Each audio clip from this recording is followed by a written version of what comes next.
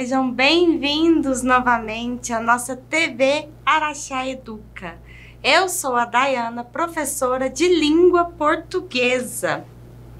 Vamos lá? Nessas últimas aulas nós estamos estudando as tipologias textuais.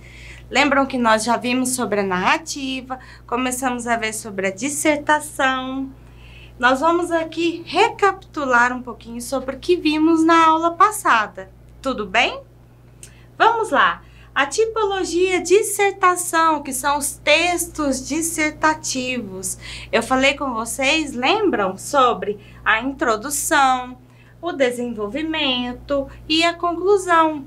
Onde na introdução, o autor do texto, o estudante que está prestando o vestibular, prestando o Enem, ele vai expor sobre a sua ideia, sobre o problema. Já lá no desenvolvimento, ele vai desenvolver seus argumentos, né? E na conclusão, ao final do texto, ele vai trazer uma possível solução ou a sua própria exposição mesmo. Nós vimos também que temos dois tipos de dissertação. Nós temos a dissertação expositiva e a dissertação argumentativa. Vimos também que o expositivo, texto expositivo, né, visa apenas informar o leitor sobre o tema, ou seja, o texto expositivo, ele expõe as ideias, né? Expõe informações, expõe números, estatísticas, não é verdade? Já o argumentativo propõe-se a defender, né? O autor propõe-se a defender um ponto de vista sobre o assunto, ou seja, ele vai defender o seu ponto de vista, como aquele problema pode ser resolvido, ou trazendo as conclusões de um problema resolvido conforme o seu ponto de vista. E nós veremos agora sobre a dissertação, sobre essa tipologia dissertação, nós veremos as características e alguns aspectos mais relevantes que devemos observar ao escrever uma redação. Uma das características, né, algumas das características da dissertação expositiva, né, na categoria expositiva, o autor do texto apenas apresenta o seu ponto de vista sobre o assunto, sem o propósito de convencer, ou seja, ele vai expor suas ideias, expor informações, expor estatísticas, sem apresentar uma solução ou um ponto de vista dele sobre o assunto tratado, certo? Já lá na dissertação argumentativa, né, nessa modalidade, há a intenção de convencer ou persuadir o leitor por meio de conhecimentos plausíveis, além do ponto de vista do autor. Ou seja, ele já vai ter conhecimento daquele assunto que ele está tratando, ele já conhece a problemática, ele vai argumentar sobre isso, trazer possíveis soluções, colocar o seu ponto de vista e assim argumentar para tentar convencer mesmo o leitor. Diferente da expositiva, que só expõe, só coloca, só mostra, né, a problemática, as estatísticas, não. O argumentativo vai tentar solucionar, certo? Aqui outras características, assim, para a gente visualizar melhor o que pode ter num texto expositivo, nós teremos, ele apresenta os pontos de vista do assunto, né? Diferente lá do argumentativo, ele expõe sim o ponto de vista dele, né? E só que ele vai persuadir, ele vai argumentar sobre ele. Já o expositivo só vai mostrar. Não vai se posicionar, né? Aí vai haver imparcialidade, ele não vai se posicionar e não vai argumentar tentando solucionar a problemática. E também será objetivo. O objetivo dele é informar. O objetivo é ter um texto objetivo, certo? E lá no argumentativo, como vai funcionar? O texto argumentativo vai trazer a defesa, né, da opinião do escritor. O escritor tem uma opinião e ele vai defender essa opinião, ele vai argumentar, vai tentar convencer o leitor, né, sobre o ponto de vista dele. Vai trazer o posicionamento dele e o objetivo é influenciar o leitor. Ou seja, ele tem o objetivo de te convencer de que o ponto de vista dele é plausível, certo? De que a problemática que ele trouxe se resolve da forma como ele propõe. Outros aspectos super relevantes, né? Nessa tipologia textual, se faz necessário o uso de uma linguagem clara e objetiva, além da utilização da terceira pessoa ou em primeira pessoa do plural. Como acontece isso? Quando eu estou argumentando, eu não vou utilizar o eu, né? Eu acho, eu penso, né? Pode ser utilizada a primeira pessoa, mas do plural. Por exemplo, pensamos que... e assim por diante, nós usamos mais na terceira pessoa. Como que fica, como que pode acontecer? Conhece-se os problemas da população e assim por diante. Ou seja, eu conheço? Não, isso não cabe dentro de uma argumentação. Os argumentos devem seguir uma sequência lógica. Lembram que eu falei na aula anterior que nós temos que usar termos que conectam um parágrafo no outro, seguir uma sequência lógica para que o leitor compreenda, né, o que nós escrevemos.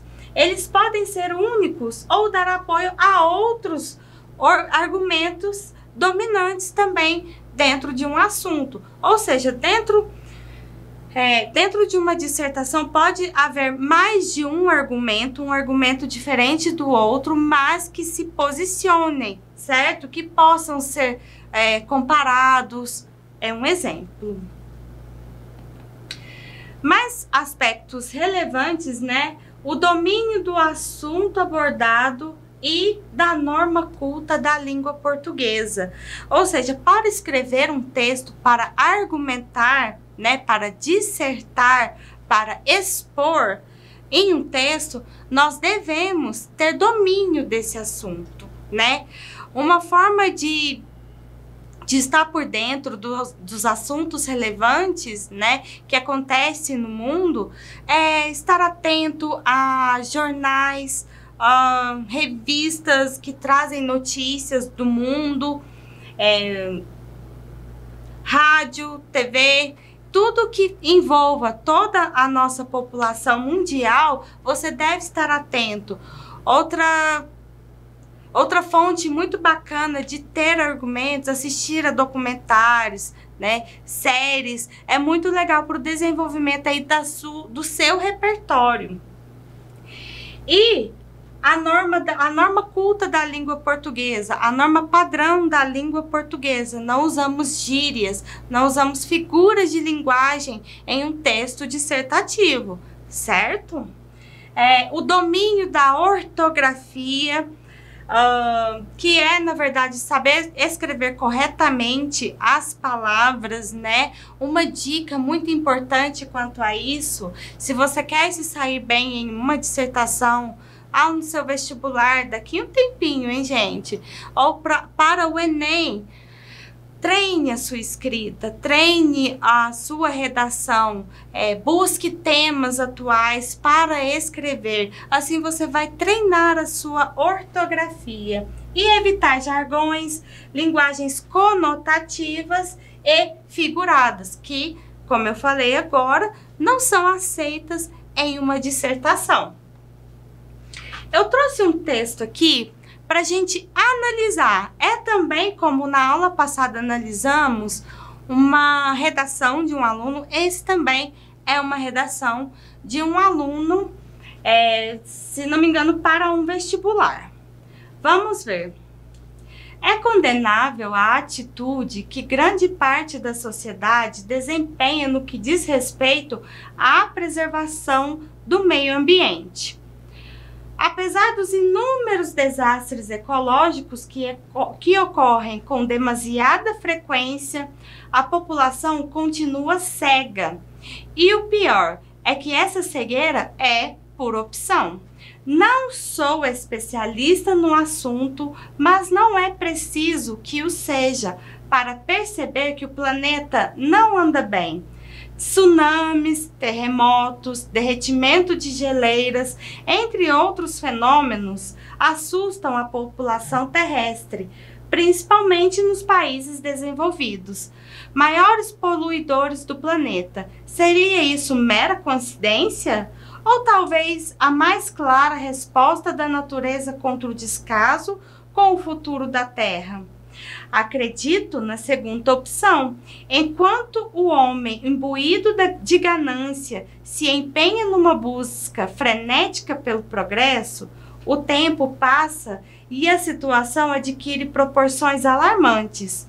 Onde está o tal desenvolvimento sustentável que é, ou era, primordial? Eu trouxe esse texto porque eu gostaria de analisar com vocês, né? Perceberam que o título do texto já impacta, né? A gente já percebe que é um texto que vai trazer uma abordagem que pode ser polêmica, não é verdade? E daí nós, com a avançada leitura, né? Vocês, meus alunos, já percebem aí alguns erros, né? Quando se pede uma sequência dissertativa. Por exemplo, a população continua cega, entre aspas. Vimos anteriormente que não devemos usar linguagem figurada em uma dissertação, não é mesmo?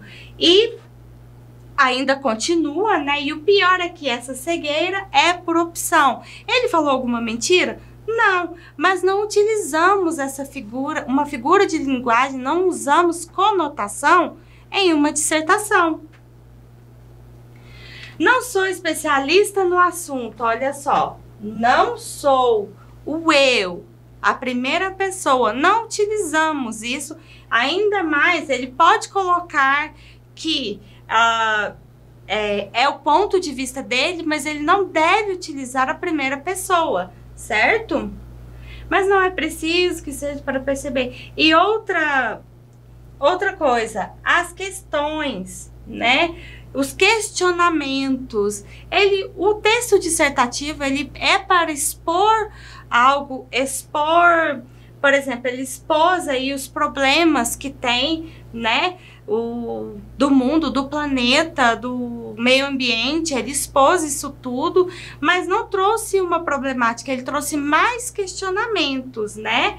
Então, nós temos aí alguns, além de não estar dividido, né, como deveria estar em parágrafos, como eu falei com vocês, a introdução, o desenvolvimento e a conclusão. Perceberam? Bom, então é isso, pessoal. Aqui, às vezes, as pessoas ficam com um pouquinho de dúvida. Isso aqui são as fontes de onde tiramos as imagens, alguns textos, né? Para trabalhar nas nossas aulas. Bons estudos para vocês. Eu vejo vocês na próxima aula.